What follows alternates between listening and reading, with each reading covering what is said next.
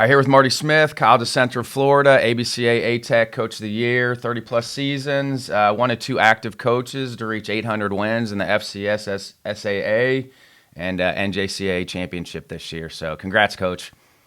Thank you. I appreciate it. Thanks, Ryan. Hey, what's the Mainieri family meant to your career? A lot. Gave me my start. Played played my last 2 years for Paul at St. Thomas, and it was his first gig. He was a pretty young buck there too, but a lot. I mean, coached me for 2 years and led me in the direction of his dad, who I went to work for. So absolutely huge part of my career, and just learned a lot from both as a player and as a coach. I was with Paul for 2 years and Doc for 2 years, and just incredible the start that I was able to get because of that family and those guys. Do you have any Doc Mainieri stories? Oh, ones that you can tell? Yeah, I can tell a bunch of them. Here's a great one. We're and it's quick. It might take some time, but we're my first day on the job now. First day on the job, I'm sitting in the office with Doc Mainieri. It's cut down day, and we got to cut from like 80 to about probably 50. And I mean, this is Miami Dade, 1988, really good. Already had 27 big leaguers, and I'm sitting in the office with Doc, and just one after another, cut, just coming in a little 3 to 5 minute meeting with each player, and it took a long time. And I sat there. This is my first day on the job because I got hired in the middle of the season.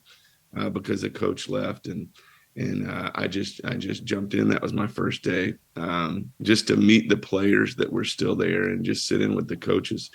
Cut, and the kids are just kind of wearing it and walking out of the room. Well, he tried to cut one kid, and the kid said, the reason for the cut was he said, you got to drive in runs, Alexis. I don't think you have a position. And if you don't have a position, you really got to drive in runs. And he was going to continue to talk. And Alexis stopped him in the middle of that and said, I can drive in runs. And it was the first kid that had pushed back in 30 to 40 kids. The first kid that had pushed back. The rest wore it, walked out of the meeting, and went on with their lives. Alexis said, I can drive in runs. He said, I can knock in runs. And he said, what's that? He said, I can knock in runs. Well, Tony Simone was our other assistant coach. He was our pitching coach. Doc looked at Tony and he said, there's been a lot of kids in here. He's the first one that's looked me in the eye and told me he can knock in runs. He said, you can knock in runs, Alexis? Alexis said, I can knock in runs. I thought Doc was going to jump across the table and say, hey, don't argue with me or whatever. He didn't. He looked at him. He said, you got 2 more weeks. Alexis said, okay, thank you. He didn't have a position, but he could hit. We're on the field the next day. There's 2 fields. There's an A field and a B field at Miami Dade North. Alexis is on the B field with the guys struggling to make the team. The A field's playing an inter-squad game. Those were the guys from last year, and those guys that were the top probably 30. We have these little walkie-talkies that go back and forth. It was my second day on the job, first day on the field. I'm on the A field with Doc, and Doc is kind of pointing out players to me, including Mike Piazza, Tom Duffin, some really, really good players. And this guy does this guy does this. And over the radio, Tony Simone's on the B field. He goes, hey, remember that kid, Alexis Leal, that said he could drive in runs? He said, yeah, I remember him. He said, well, he just drove in 4, including himself. He had hit a grand slam on the B field. And Doc kind of gave me that twinkle in his eye, and he goes, I told you, that kid. He looked me in the eye and blah, blah, blah. That kid ended up making the team, batting 5th, hitting behind Mike Piazza, Tom Duffin, led the team in RBIs, drove in more runs than any player. And went on to a nice little Division II career there at Barry, where he drove in a lot of runs, caught a little, played some first, really didn't have a position. Something I learned on day 1 of my coaching job is basically, if a kid looks you in the eye and is stern and wants to, bounce back at you a little bit, maybe listen to him and you'll learn something from it. And I've shared that story with many people. And then Doc, I should talk to him. He talked to my team in 1997 when we won the state in Kissimmee. And I reminded him of that story that happened in '88, which was, I guess, 9 years before that. We had a good laugh about that and the career that Alexis had. And that's my best Doc Mainieri story, and that was a good one. Is that the key to success? Is betting on yourself? It could be. Absolutely. I mean, it could be, as far as, that kid just kind of stood up, and it was an interesting day. Yeah. Oh, What were yeah. you doing before you got to Dade then? If you're waiting, you got there in the middle of the year, what were you doing before Dade? I finished my playing career for Paul in '86, '87. I was there I was there in the fall of '87, playing some intramural sports, finishing my degree, and helping Paul out a little bit as just a helper there at St. Thomas. I was a graduate. Paul and Doc had set up a pro contract for me to go to Italy and play in January. And that's what I was going to do, because it was pro baseball and I didn't have any other options. And pro baseball sounded good to me no matter where it was. So I was going to go to Italy in February and just play a little pro baseball, which I think in Italy was running some kids camps through the week and playing on Friday, Saturday, Sunday, and obviously the minor leagues in Italy. And I was going to do that. So I had my heart set on that. And then all of a sudden, Paul just, I was out at the field and he said, "Hey, my dad, he's a coach over there. He's lost one in the middle of the season. Throw some BP, coach third base, and get your foot in the door and think about it over the weekend." So I did. And on Monday, I was sitting in that office during cut down meetings, and my career had started. Was the goal to always go back to college of Central Florida? Did you always want to go back? Not really. I didn't think. I just wanted to coach. I was at Dade North for 2 years. Then I went to FCCJ in Jacksonville for 1 year with Howard Roy. We won a state championship there. So once I started coaching, I just wanted to coach. And my AD that was the AD when I played at Central Florida kind of, excuse me, kind of reached out to me and said, "Hey, our the guy that you played for, Marty Martinson, is getting towards the retirement years, and we need a good young coach in here. Would you come in and be his assistant for a couple of years? And if everything works out, take over in a few years." So, I mean, I couldn't say no to that. It wasn't a whole lot of money. And thank God my fiance at the time was working for the post office and making a living for us. So I went back to Ocala and chased that dream. And just, as an assistant, 91 through 94. And took over in '95. So to say that was in my sights, probably not until he said, "Hey, come down and be an assistant a couple years and hopefully it'll work out." And thank goodness that it did. Have you had a chance to reflect on the season? I mean, great year, 56-7. Did you know coming out of the fall that you guys had a chance to do what you did? Yeah, people ask you all the time in the fall, whether it be other coaches or whoever, "How do you like your club? How do you like your club?" This is probably the first year I've ever said, it's the most talent we've ever had, and we're going to be pretty good. My answer to that question usually is, "I'll tell you in March. I'll tell you in April. I'm not sure. I think we're pretty good, but you never know with injuries and everything else." So this was the first year I said, it's the most talent we've ever had. So hopefully if we can just play well, we'll be okay. I never said, "Hey, we're going to win a national championship."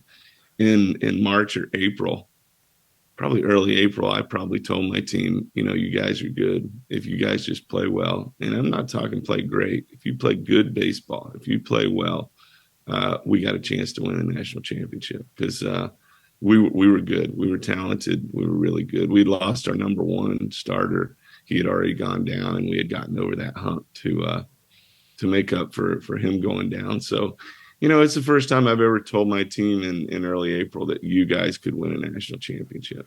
Really, only hiccups were against Santa Fe during the year, correct? Yeah, they were good. They were playing real well. We got them. That was like our last series of the conference that started the first time through. They had a pitcher that really, really threw well against us. And yeah, we went 4-4 against them, and they were really good and talented. And and I think we were a little more talented than they were at the end of the year. They were playing better than we were at the beginning of the conference season. But I think our talent just kind of out talented them. when it came, to beating the other teams and finishing ahead of them in the conference. Do you like your conference schedule? It's interesting. You play Wednesday, Friday, Saturday, correct? Yeah, but they changed that this year. They changed that. We went from in Florida, we went from 4 conferences: Suncoast, west side of Florida, southern, down south, mid Florida, which is us up to Jacksonville, and then Panhandle. There were 4 conferences. Now there's just 2: a Panhandle conference, and then a rest of the state, 12 in one side and 5 in the other. And we don't cross. We just play 11 teams 3 times. So it'll be Thursday, Saturday, Thursday single game, Saturday doubleheader, home and home. If there's any rain, we have Friday and Sunday for makeups. It's first year we've done it. It's a little funky. First year we've done it in Florida, and we'll kind of see how it goes. But I think they had to do that to get all the teams in the same conference and get basketball and all the other sports aligned. So it's a little different. It's Thursday, Saturday now, 3 games a week, where it used to be Monday, Wednesday, Friday, Saturday, and you'd play a 4-game set against one team in that Monday, Wednesday, Friday, Saturday. That's a lot of games. I mean, I've coached in conferences where you played 4 games. That's a lot of games to play one team. Yeah, it was a 14 conference, so we played 3 teams 8 times, 24 games. Does it get chippy at the end? In the Summit League, like we played everybody twice, and it just seemed like the second time that you played them, like things got a little chippy with teams at times. No, because all the coaches in there do a good job. All the coaches in our conference do a good job of controlling that, and it would and it could and it can, I would think. And we were a little concerned about that, but all the coaches in our conference, hats off, man. We all agree that we're just not going to go there. Yeah. We're just not going to go there. What does Grand Junction mean to junior college baseball? It's unbelievable. People don't understand. I went out in 97, 98, and that was my 3rd and 4th year as a head coach, and thought it was going to be easy. It wasn't. We didn't get back for 24 years, so that made it special to go back last year in 22.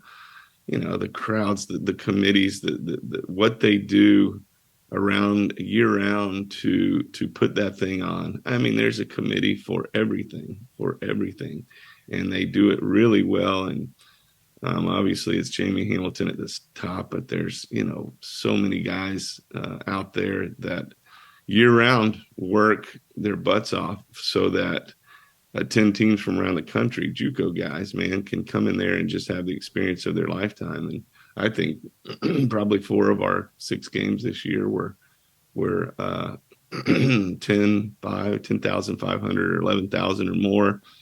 And kids just having a great experience, so well organized. Everything. I mean, from the hotel committee to the rental car committee to the dang baseball card committee. It's unbelievable what they do out there to put on a show for the community of Grand Junction and for the kids that go out there and are able to play. So we have a 24-year layoff, and I get back out there in 2022, and things are the same, but things are different. The stadium's obviously been renovated a couple times, but still the committees are working around the clock, and everything's running like clockwork, and just the tournament runs so well, and it's so well organized, and it's the same old stuff. But really it was run well in 97, 98. It's run well in 22 and 23. And I think kids probably won't realize it until maybe until we've had kids the next year in the Division II World Series, and they go, ooh, it's not quite the attendance and not quite the I don't know what the word is that JUCO was, but they don't realize it until they see Omaha and there's 25,000 people there. But this is the next thing right after Omaha. It's mini Omaha for sure. Did it help you all this year getting there last year? I think so. We only had 2 position player returnees and 1 pitcher returnee, and he was the one that was hurt. Yeah, yeah. Organized time management, things to do, things to turn down, probably helped us. It had to have helped us. Well, yeah, So, for you, I mean, what were some things that maybe you did last year that maybe you're like, okay, we're not going to do that this year as a group? got in a day and a half earlier than we did last year. Little things like that. Flew into Denver, stayed in Denver, watched a Rockies game, and then drove over the next day. We worked out at Regis High School there, right out in Aurora, I think it is, and then went to the Rockies game. Whereas last year we did that trip in a day. You leave Ocala at 4 in the morning, drive to the Orlando airport, go through that TSA in Orlando, get on a plane at 8:30, fly to Denver, wait for your bus, get on your bus, drive to Grand Junction. That's a 5-hour drive in a bus, and obviously it's a beautiful drive, and you're looking around all day. But drive to Grand Junction, I can get to Grand Junction at 9 o'clock at night. So I mean, it knocks out 2 days. One of that long travel, and the next day you're worn out. So the biggest thing was getting in there a day earlier than we did last year. And then we get out there and we find out teams have been out there since Monday and Tuesday. And we said, shoot, we're still getting here late. So, getting used, they say the air and things like that. I think it's more the air that affects the breaking ball than it does your breathing and your system there. So, I mean, it takes a couple of days for a pitcher to figure out what exactly that breaking ball is going to do. So, I mean, how difficult is it to win that tournament with 10 teams? yeah, it's not easy because the teams are really good. And you have to, I got some advice from Jeff Johnson at Chipola, who's won the thing a couple times and been out there many times. And Jeff and I talked at least twice before we went out. It was some really good advice. And, it's just tough. You get a day off here and there.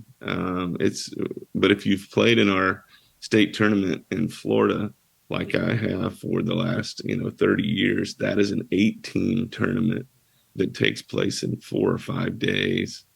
And it's just a grind. So the 10-team tournament that takes place over 7 or 8 days looks like a piece of cake compared to that 8-team Florida tournament we used to do. We switched that up now, but that 8-team, it was, if you didn't get out of there without ruining a pitcher's arm, it was a miracle. So was that an old like Omaha format where it's a straight 8-team double elimination tournament?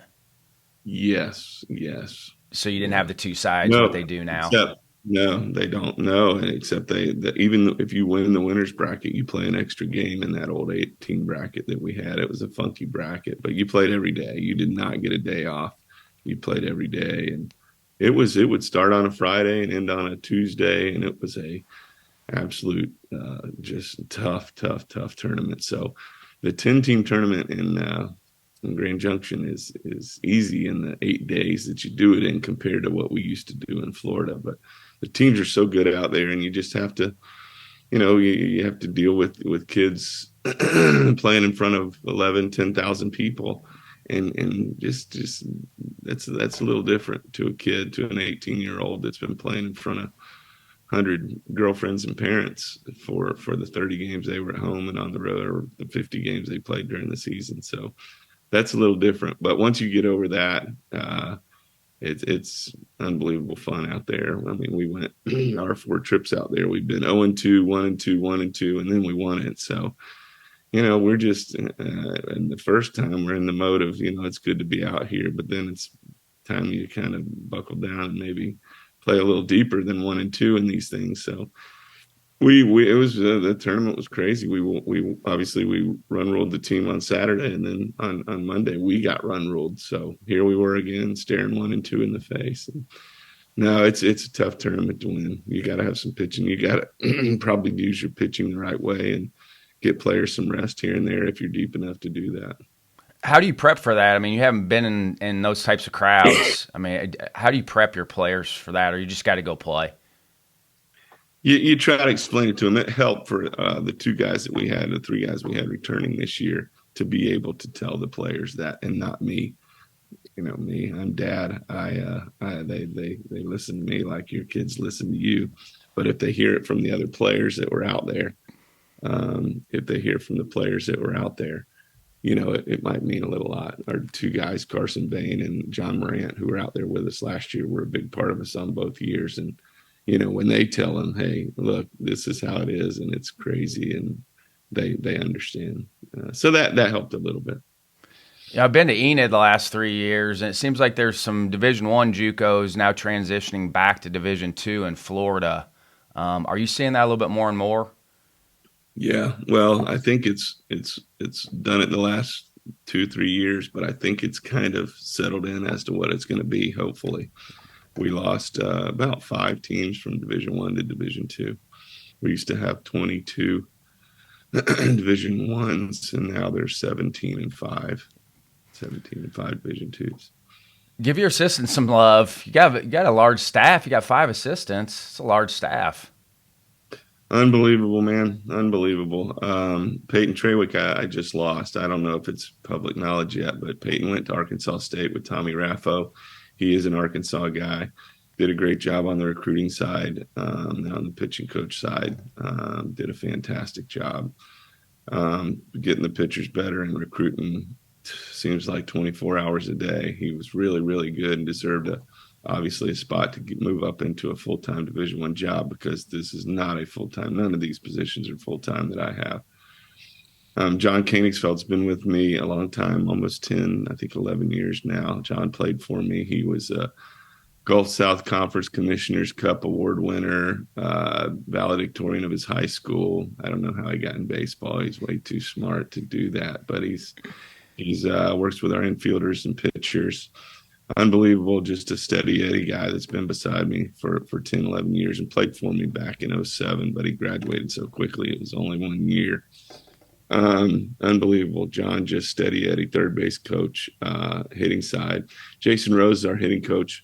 And we have 2 guys that do the hitting. John and Jason both do that, but Jason's been with the Blue Jays a little bit, and I'm pretty sure he'll be gone this professional hiring season. Really, really good. We've broken records on the home run side, on the batting average side, on every side of offense for the last 2 years. Jason's unbelievable. Jason Rose, he'll be probably with a pro team after this fall, I'm guessing. But just does a really, really good job with our hitters. Everything, video, data, really prepares our hitters well for games. And if you can look at our stats and our records that we've set over the last couple of years, you'll see that. Tony Voro's been with me 2 years. He's 2 for 2 and going to Grand Junction with us, and he thinks it's easy, but it's not that easy. He's our first base coach and works with our catchers. Unbelievable kid, great relationship with all the players. Actually lives what his position is, and also in a room in the apartments with our kids, so he has to deal with them over there on a somewhat of a RA type position. Plus, he does our fields and our maintenance on our fields, and coaches first base and handles the catchers. Unbelievable, just does a wonderful job. And then David Houts-Hooter is our kind of our data / tagger / scorekeeper / fungo hitter / retired from Florida Power and Light after a nice 30 to 35 year career with them, and just moved up to Florida and wanted to be involved. Steve Hertz from Miami Dade called me. Freddie Burnside from Southridge High School called me and just said, hey, Hooter's moving up there and he's retiring and he wants to be involved with baseball. So he's 2 for 3 and going to Grand Junction with us, and just a good baseball mind that I lean on, that's probably a year or 2 older than me, that is able to just get everything done that we need done, that he can do, from anything from announcing games to the data stuff, to hitting a fungo, throwing a little BP, or doing whatever. So 5 guys that are just really valuable, that all have their own little niche that they help us and make me look really, really good, because they're unbelievable. So what are your main responsibilities then, day to day?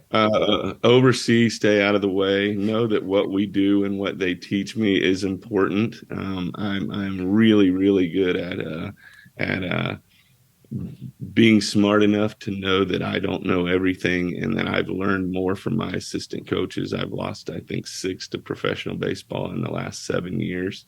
The smartest thing that I do is listen to them and know that I don't know it all. And I've learned so much in the last, since 2017, 6 years from those guys. The 6 guys that are in pro ball now that kind of got us on this player development path that we've been on, and sending players to the next level, winning a lot of games, and getting a lot of credit for listening to them. Honestly, really, really good. If there's one thing I'll take credit for, it's knowing that they know a lot more than I do. Some of the assistant coaches that I've had, and I bring, whatever, 35 years of junior college Florida baseball experience. But you tie that together with some of the good young coaches that I have, and being able to listen to them, and it's a dangerous combination. We won some games as a byproduct of just trying to get our players better and and getting them stronger, and doing things that we know that will get them better and get them to good schools. How long did it take you to figure that piece out, the delegation piece? That was hard for me as a head coach, the delegation piece. I've never. I don't think I'm a big ego guy as far as me, but I just did stupid things. I just did. I wasn't real smart. I did the same old crap from 90. As I took over from 95 to 2016, because we won the state championship in 97 and 98. And it worked then, but no, it didn't. We got stale, and we did things. I coached baseball, and we did the normal stuff, but I think we spent too much time on certain things and not enough time on certain things. And the delegating part, I knew I had really good, smart assistants. Zach Bove is the assistant pitching coach for the Royals now in the big leagues. He's worked his way up from being with the Twins to being a coordinator with the Twins to now being in the big leagues. And 5 other guys, including my son, who's with the Twins, as an assistant hitting coordinator. That had just been, it was easy to convince me what they were doing was right, because they were reading a lot more than I was. And now I read a little bit more and understand a little bit more of what they were trying to explain to me. And so to answer your question, it didn't take long. These guys were smart, and I was going to have to be really, really stupid and hard-headed not to listen and grow with the game a little bit. I mean, what was the strength of your team? Was it overall? I mean, obviously the numbers were great, hitting, pitching, defense. I mean, 2 guys, obviously, Kara Valentin and then Brian Holiday. I mean, I was going to ask you, Brian Holiday, he had, 15 starts and one appearance out of the bullpen. When was his save? I was in the World Series on Tuesday in the World Series. Yeah, through 15. It was his bullpen day. He'd have thrown 25 or 30 pitches. Obviously, he warmed up in the bullpen, and he threw 13 pitches in the game. 12 were strikes. He struck out 4 guys. He didn't throw a ball. Yeah, he did throw a ball. He did throw a ball because it wasn't an immaculate inning in the 9th. We could really hit. I mean, Cade Valentin was best shortstop defensively and offensively we've ever had. Almost had 100 hits, probably had 80 RBIs. He made 5 errors going into Grand Junction. I think he made 2 at Grand Junction. 5 errors in the 60 games before we got to Grand Junction. He was a redshirt freshman. He redshirted with us the year before. Was that necessary redshirt? Was he hurt? Yeah. You just felt like he needed the year. And we had 2 really good middle infielders. He wasn't going to play a lot. Just the perfect redshirt story. Juan Correa broke our home run record. Was the MVP of the World Series. Edwin Toribio was our leading home run guy going into the state tournament, but he got hit in the hand and broke his hand in an inter-squad game before the regional. Unbelievable offensive season. John Morant led the state in hitting. I think he hit 460 after the regular season. He's going to Georgia.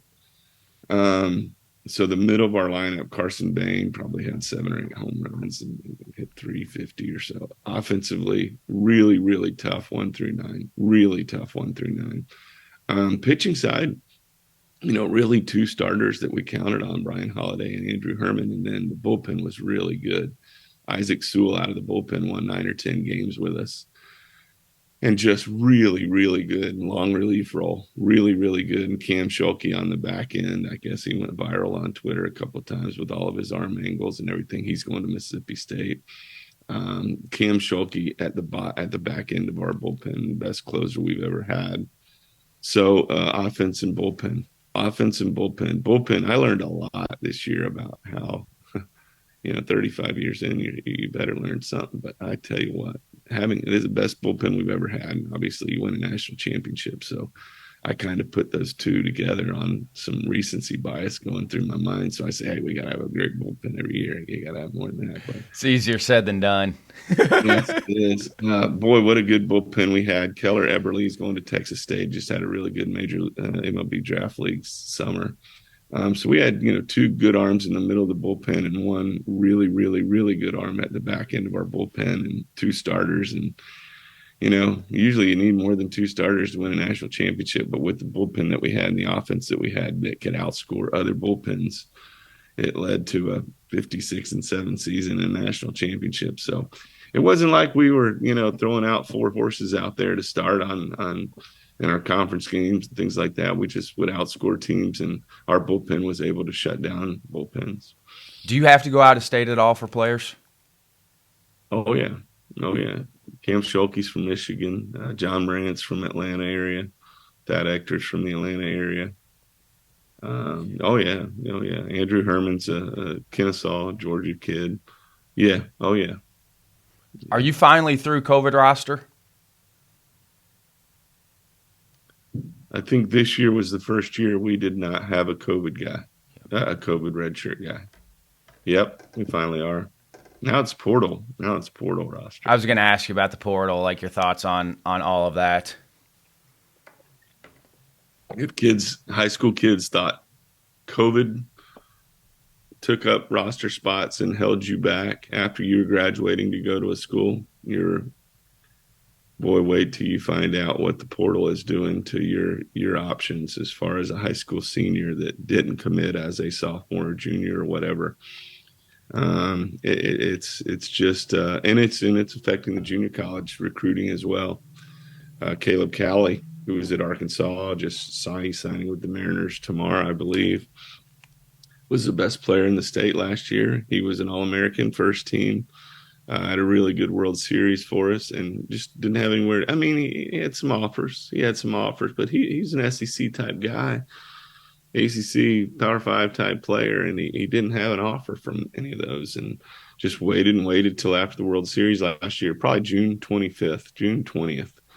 Arkansas said, hey, we saw you in the World Series. We like you. And he goes to Arkansas and hits in somewhere between the 3 and the 6 hole for them all year and gets drafted in the 15th, 16th round, signs. And any year before that with COVID, obviously, Arkansas is waiting to see how the portal plays out after LSU and Tennessee and Vanderbilt and Florida get who they want to get. And that all has to settle out and then boom, go to maybe those junior college hitters. And same thing with John Morant this summer. Unbelievable 2 years with us, great hitter, good World Series, and then just wait for everything to play out. And the Wes Johnson staff at Georgia finally said, "Hey, yeah, we got some money for you." So he's a Georgia kid, and that's his dream school. That's where he wanted to go. So that worked out, but it did not happen till I'm guessing late June 25th. There's an area. I mean, and these are really, really good players that are just having to wait for all this portal movement to settle out. And it is what it is. Coaches have to do what they do to get the best players and guys they can get in there under the new rules, and they're going to do that. So after that all settles out, maybe it comes down to those junior college guys that are left. Well, and where the draft's at now doesn't help either. It's delayed everything where the draft is now. Yeah.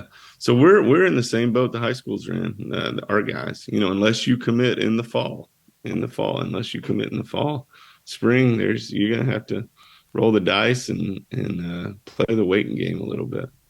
And it's worked out. The guys that have done that for us, it's worked out for them. Yeah, it's just taking time. Players coming to Florida Junior College, they going for pro ball or 4-year school, or is it a mix of guys? Mix of guys. They all have, obviously pro would be 1A, would be their 1A choice. I would think after that, they want to go to a Power 5 school. And when I talk a lot, this thing acts up. But when they go to a Power 5 school, it'd be, obviously Major League Baseball and professional chance, and then a Power 5, and then it is what it is. How these kids think, that's how they think. That's not what I think it should be, but what it is. Are you still really active on the recruiting trail? We're still looking for a couple arms. I'm talking about you personally. Like, do you get out and see a lot of games now? Are you relying on your assistants for a lot of that now? No, and my assistants don't get out a lot either. They get out in Florida. They'll see kids, man.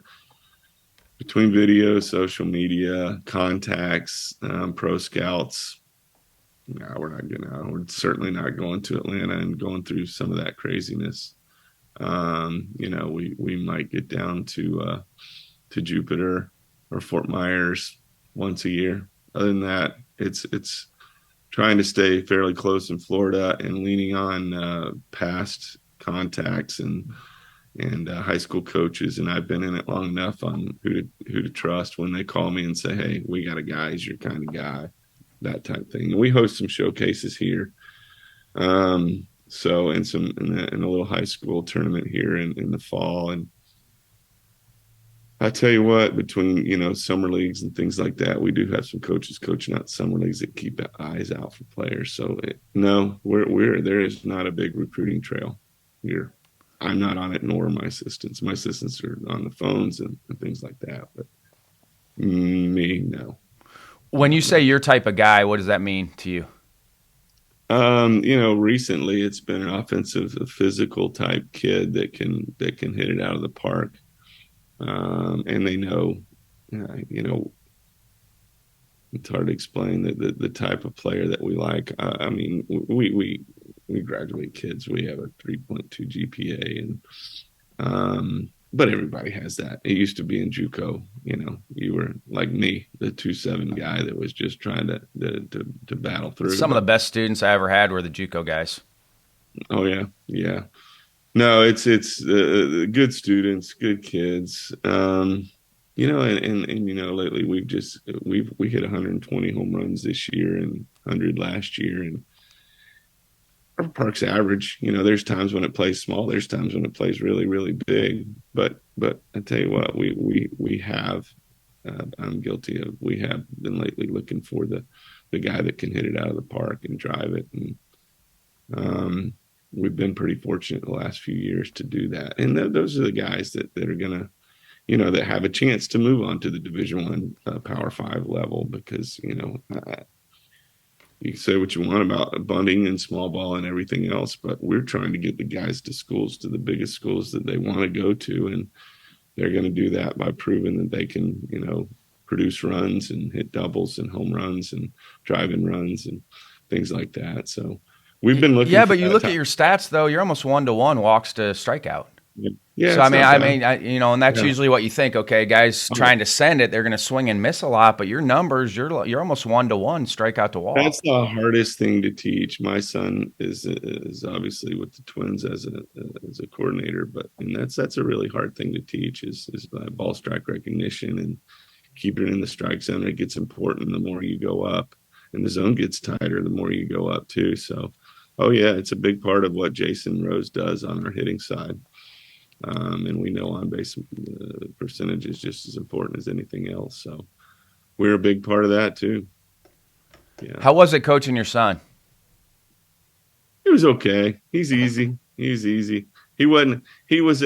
As a freshman, he was kind of a 50-50 starter. As a sophomore, he started more. But it was fun. He's easy. He's a quiet kid. And, and probably heard more from his mom when he was on the bench than I did from him. Definitely, he wouldn't say a word. But no, it was fun. Then he went on to Valdosta State and played in Division II there. He started there 2 years and had a good, nice little career. So it was good. It was fine. Did you actively recruit him? Nah, it was kind of a given. Probably Was when it? he was probably in a baseball camp and 6 years old to the time he left, he wasn't leaving our field. He's kind of a homebody. He doesn't go too far. He doesn't go too far. But yeah, that was an easy one. Yeah, it was a good spot for him. With him being in pro ball, was that an easy conversation for him to be like, hey, Dad, there's some things that you're not doing with the guys that maybe you should look into doing?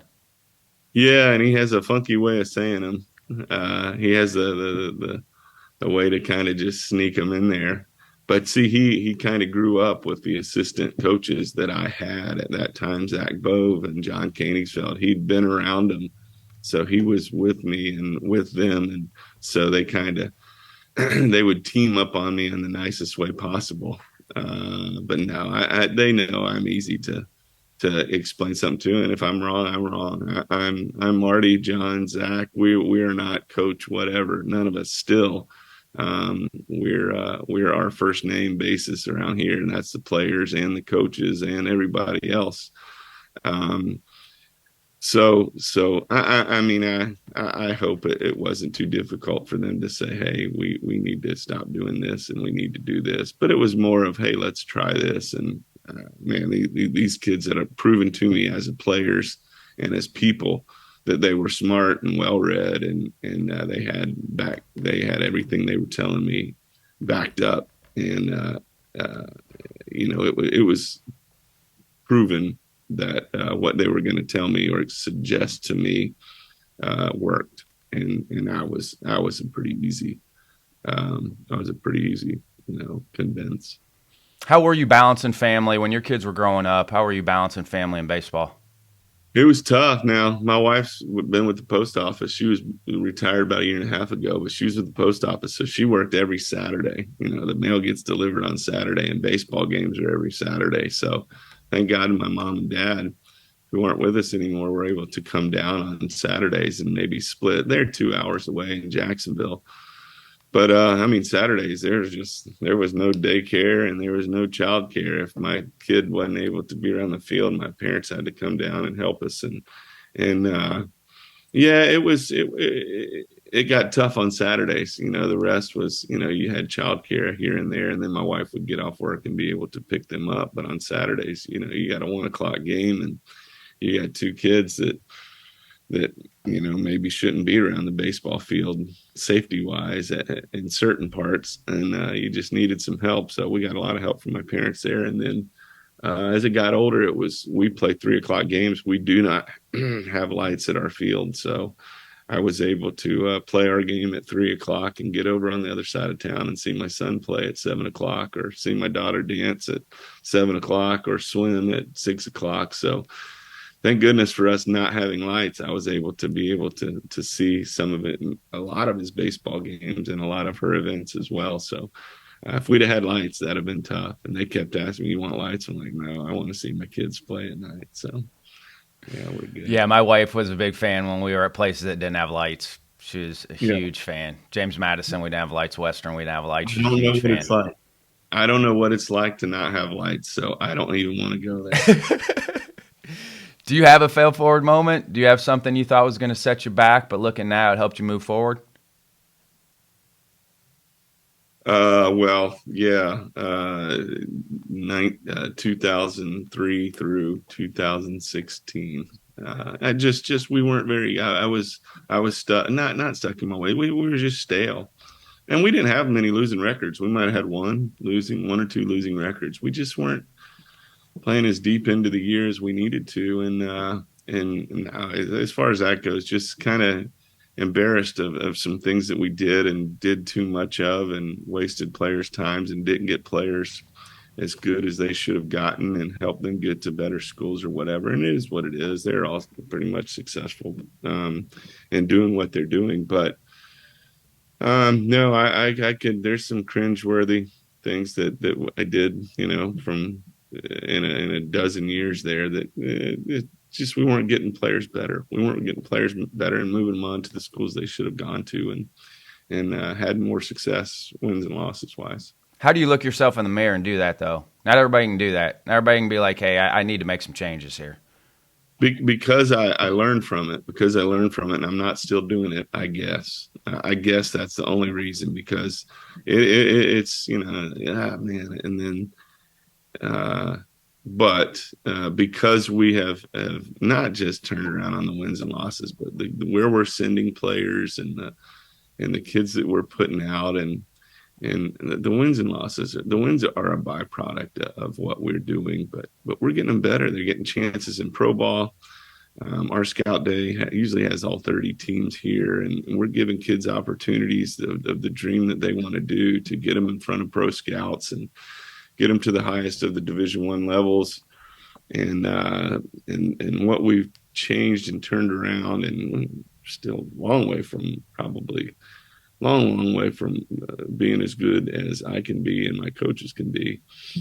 But that's been, I can lay my head on my pillow and say, at least we're on the right track of doing things the right way and getting kids better and not wasting their time when they're out there even in the fall, 95-degree heat in Florida and humidity, and just on the field from whatever, 2 to 5:30 or 2:30 to 6 or whatever, just kind of working on the wrong things and wasting too much time. I mean, you're on the ground floor of this. You're sending coaches on. You're sending players on. For a young coach that's trying to get into this thing, what would you recommend that they kind of dive into first to kind of help them where baseball's at now? Go into everything with an open mind and kind of the old growth mindset, and just learn something every day. Read. Don't think that you know it all. You don't. I don't. We don't. Jerry Weinstein don't. And he knows more. Baseball than Yoda. Anybody. He knows more than anything of anyone of baseball on this planet. And he wakes up every morning saying, what am I going to learn today about baseball, and share and teach and get out there. It's unbelievable. And that's a guy that knows more than everybody's forgotten about baseball. So just go into that mindset, and man, social media is a great place to learn really good stuff and filter out. Consider the source. I used to say it all the time. Yeah. Consider the source. Filter out stuff that and then think about it, and don't say, oh, this is crap, this is bad, this is terrible. Maybe why is it, or why is it? And you're not right on everything, and I'm not right on everything. But I don't know, just want to learn something every day, and don't get stuck in your ways, and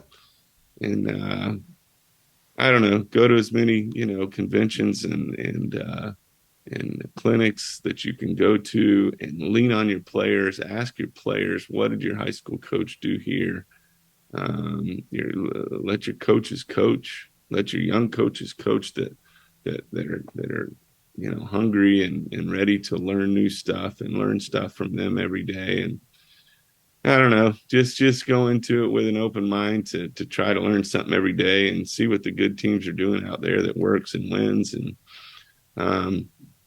I don't know, we don't know it all by any means, but we are, I think, on the right track as far as getting players better. And that's what the ultimate goal is if you're a coach. And I tell you, I gave less than a handful, less than 5 signals, offensive signals in Grand Junction from Saturday to Saturday through the whole tournament. It is, let them play, let them coach themselves, get them to the point where they can coach themselves. And out of those 5 signals, probably 3 were first and third place.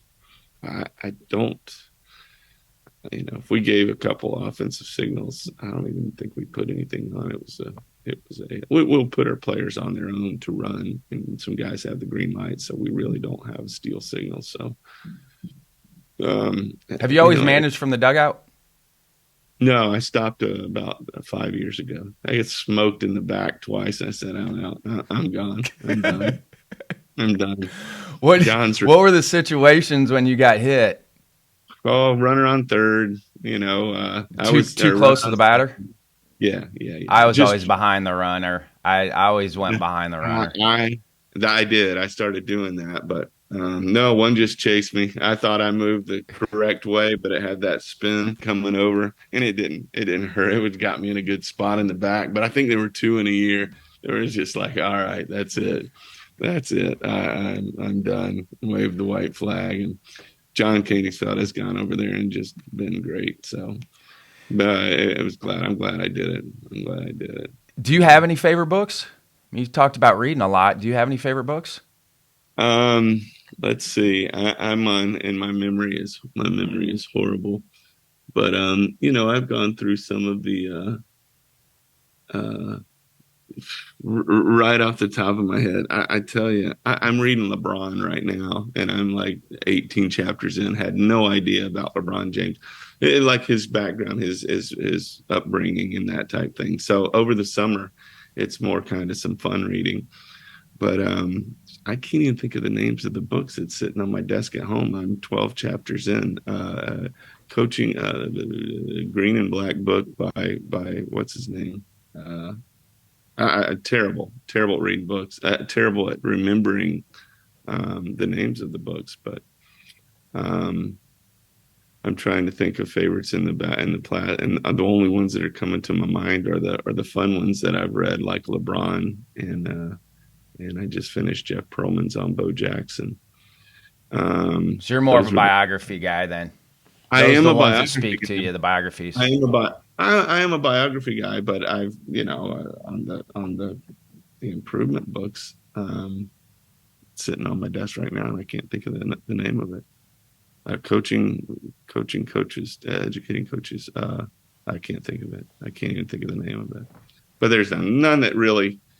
A lot that have I've learned from, but it's a kind of a pick and choose from chapters here and there. It's based on soccer. It's based on coaching soccer, but it's Lemov. It's Doug Lemov, Lemov. He's got a great podcast, by the way. Yeah, does he? Yes, Doug he does. Lemov is the author. It's sitting on my desk. Doug Lemov's got a great podcast. And it was mostly about soccer, but you could translate it into the coaching baseball player. So it was really good. Do you have any evening or morning routines that you go to? I mean, that you like, that you're pretty steady with your evening or morning routines?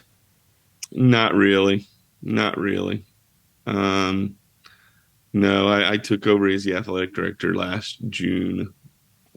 So I'm, in the morning, I'm an athletic director from, 9 o'clock to 12:30 or 1, grab a little bite to eat and then head over to the baseball field. Was that by choice, or did they ask you to be the AD?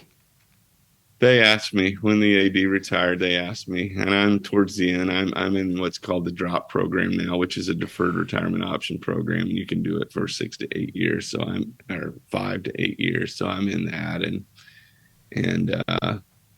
but I'm enjoying baseball, and we only have 3 sports. It's women's softball, it's women's cross country, and us. So it's not like I'm the athletic director of 15 sports. It's easy. But it's fun, and it gets me a little bit more involved. I've been at CF for now 90 for 23 years and 2 years as a player. So it's been a big part of my life here at this college, and why not finish up as a little bit of an athletic director as well? So it's challenging. It's learning some new stuff about compliance and eligibility and handling some situations, but it's good. Basically, I'm sure the coaches enjoy it. It's probably nice to have an athletic director that actually coaches. Yeah. And the softball coach played for me a while back in 94, 95. So, and we just added women's cross country. So that's a new sport, and she's fantastic. So, I guess so. They understand. I mean, I understand from a coach's point of view. How great is the state of Florida without no state income tax? It's good, but I don't know of any other. So all I know is that I hear about it and I go, oh, that kind of stinks for them. My parents moving from Illinois to Florida, their smartest thing my parents ever did was get out of Illinois and go to Pensacola. Oh, okay. Is that where they are? Yes. Nice. Yep. Very. Yep. So what are some final thoughts before I let you go, Coach? I don't know. Not much. Just Man, don't always try to continue to learn something from your assistant coaches. If you hire good coaches, read a lot, listen to Jerry Weinstein. Um, Social media is good. It could be good. It can be absolutely great, but filter out what you need to filter out. Um, and trust your assistant coaches. That's all I can say. I mean, I really, really get a lot of credit and won coaches of the year for the last 2 years for winning championships. But man, the guys that I have working for me are unbelievable, and they make me look good. And I'm telling you, the best thing I've done is open that up to them and learn from them, and don't think that I know it all. So I don't know. It's not rocket science. It's not rocket science. Don't overcoach. Don't overcoach. Too many signals. Too many. Just coach up your players to swing and hit it hard, and use those rapsodos to develop some pitches, and velocity is important. Hitting the ball hard, exit velocity is important. Yeah, but you're doing both though. Like you talk about that, your pitchers. I mean, you talked about Holiday. I mean, look at his numbers were gross. Like he had 141 Ks and 32 walks and 88 innings. Yeah, that's he's a freak. He's an outlier. Competitive wise, stuff wise, proprioceptive feel for a curveball that's unbelievable, so unbelievable that in our next second series against Santa Fe, in the bullpen, our pitching coach said, let's try throwing a slider. And I think he got 14 swing and miss sliders right after he started throwing it in the bullpen in the Santa Fe game. And a scout left and said, what is that? And I said, it's a new slider he started throwing in the bullpen today. And he said, well, I'm putting a 55 on that today. And it's unbelievable. So that kind of feel and that kind of outlier freakishness of a kid that has that sort of feel to pitch is off the charts. Had he always been able to spin the ball?